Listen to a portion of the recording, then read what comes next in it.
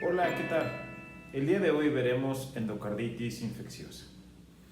La endocarditis infecciosa es una infección microbiana de las válvulas cardíacas del endocardio mural que produce formación de vegetaciones compuestas por residuos y organismos trombolíticos.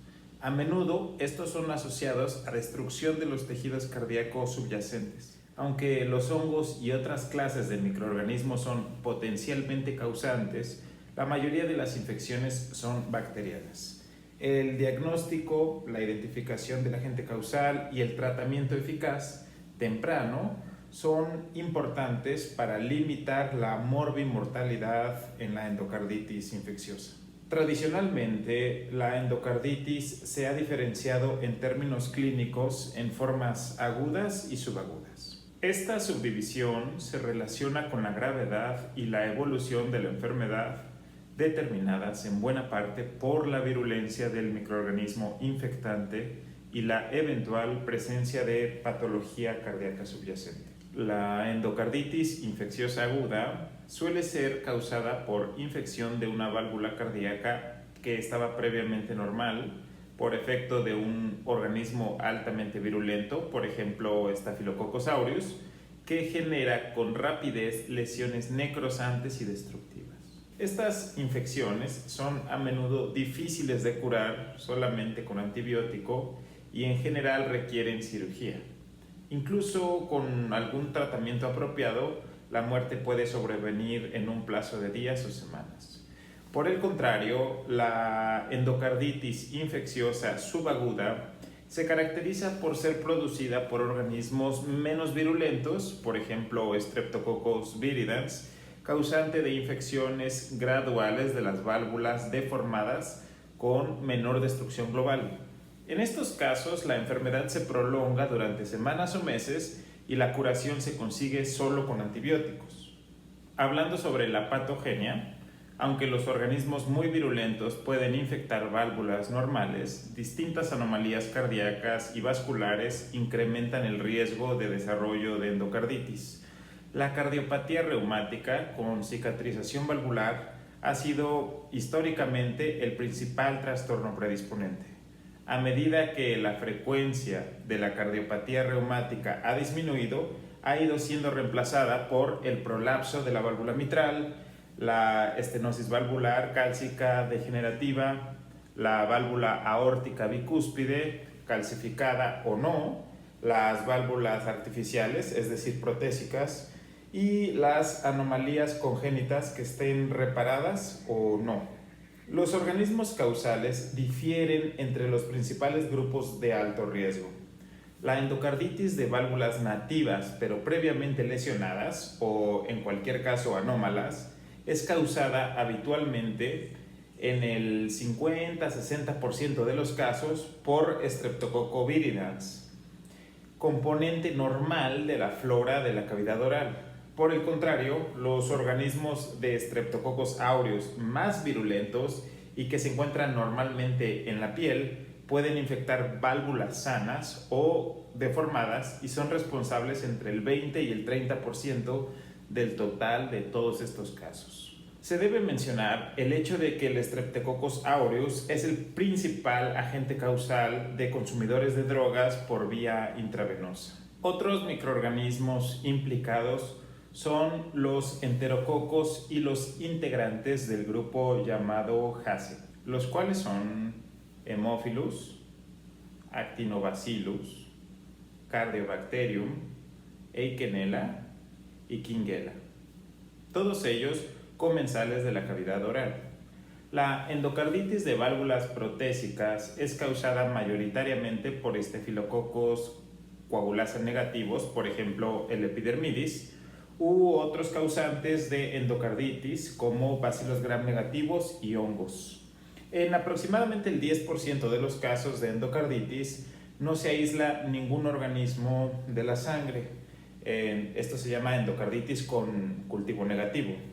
Entre las razones que justifican este fenómeno, cabe mencionar el tratamiento antibiótico previo, las dificultades en el aislamiento del agente causal y la ausencia de liberación a la sangre de los microorganismos Debido a su profunda integración en las vegetaciones en expansión, los principales factores que predisponen a la endocarditis son aquellos que inducen diseminación de microorganismos al torrente circulatorio, bacteremia o fungemia.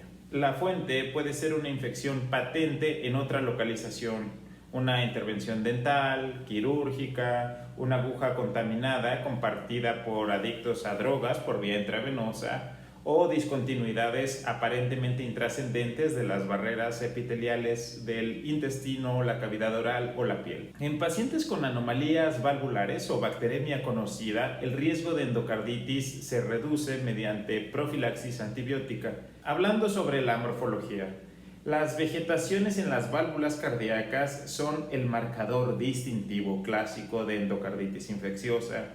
Se trata de lesiones que son friables, voluminosas y potencialmente destructivas que contienen fibrinas, células inflamatorias y bacterias u otros microorganismos.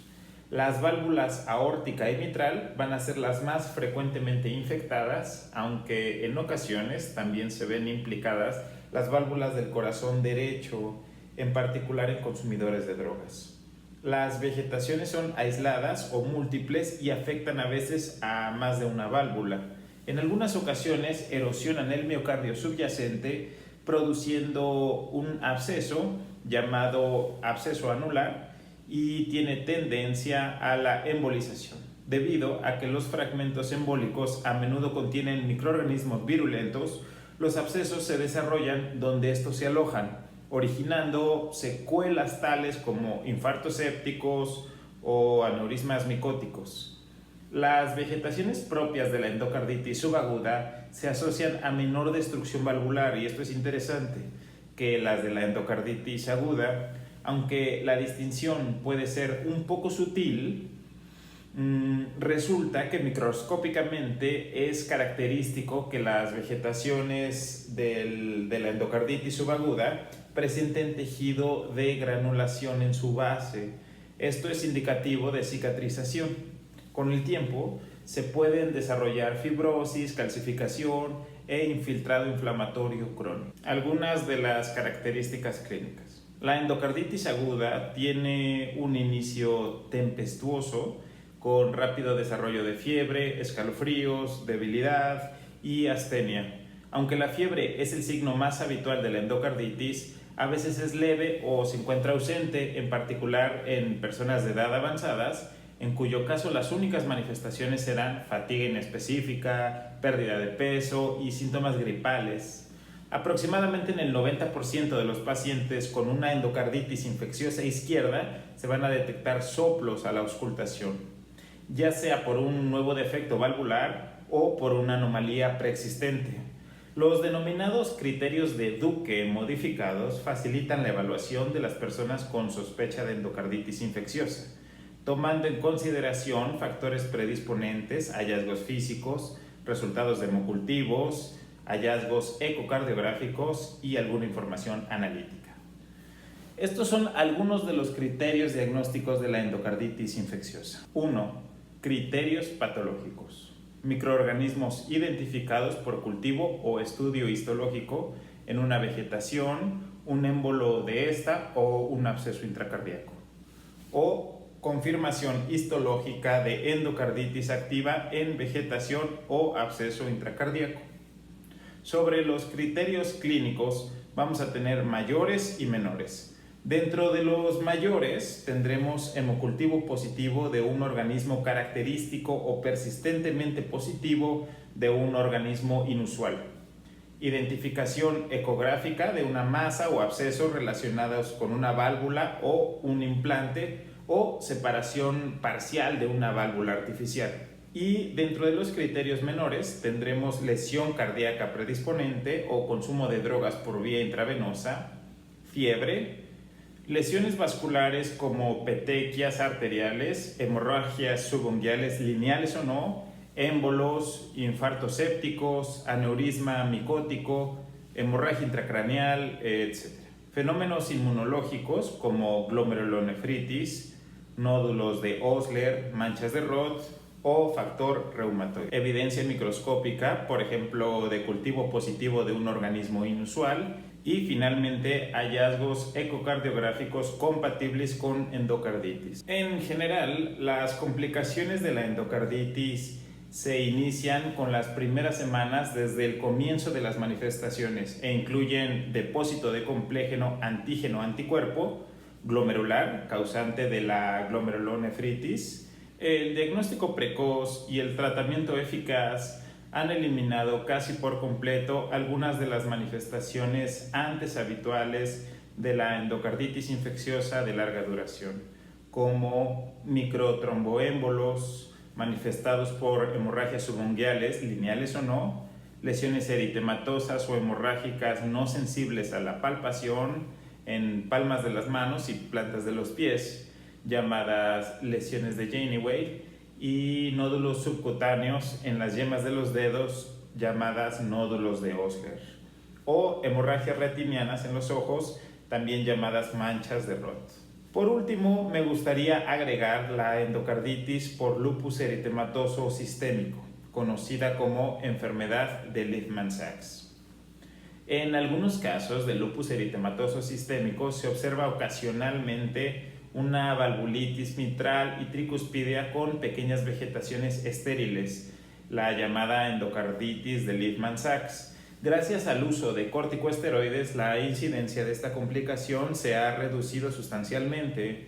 Las lesiones son vegetaciones pequeñas de 1 a 4 milímetros de diámetro, aisladas o múltiples, pero siempre estériles, de color rosado y con aspecto verrugoso. Desde el punto de vista histológico, las vegetaciones constan de un material eosinófilo fibrinoso, finalmente granular, que contiene restos celulares que incluyen residuos nucleares. A menudo están asociados a valvulitis intensa, caracterizada por necrosis fibrinoide de la sustancia valvular y que refleja activación del complemento y reclutamiento de células portadoras de receptores Fc, fracción cristalizable. Las lesiones valvulares cardíacas trombóticas con vegetaciones estériles o en contadas ocasiones con engrosamiento fibrinoso se pueden desarrollar en el contexto del síndrome antifosfolipídico, potencialmente generador de un estado hipercoagulable. La válvula mitral se ve afectada con mayor frecuencia en la aorta y la insuficiencia valvular es la anomalía funcional más frecuente. Hasta aquí el día de hoy con endocarditis infecciosa.